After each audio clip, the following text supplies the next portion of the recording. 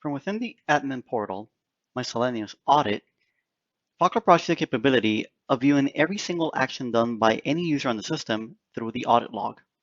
The audit log will display who has done what, from where, and when. The FileCloud audit log will not only display the username, the message of the action, the IP address if you have GeoIP enabled, but it will also display the agent from when they did such action.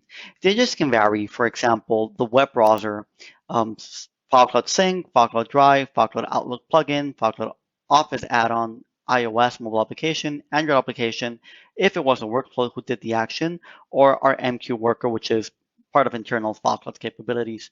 From the audit log, you can filter the operations or actions done through this filter right here. You can select, I want to see all of the actions for files that were deleted, right? And you can see the user, what did they delete it, what time and date and everything. Let's say you want to see, for example, if a file was uploaded.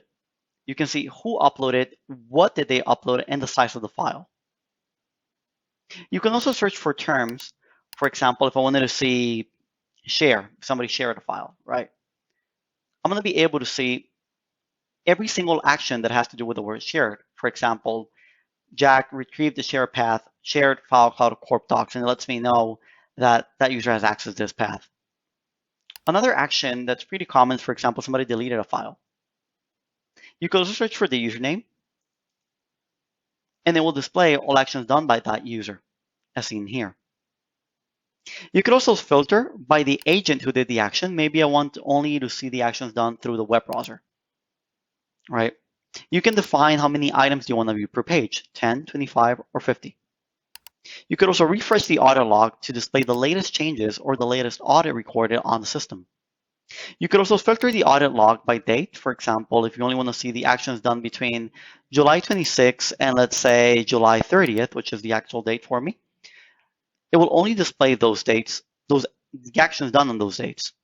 If you click on Manage, you're going to have the capability of selecting the dates, like I've done so, and export the audit log in a CSV format by clicking on Download.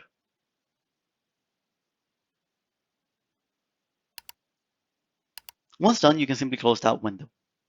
The audit log provides the administrator more information about the actions that are being on their system. These are some of the capabilities that you can use the audit log for from the admin portal.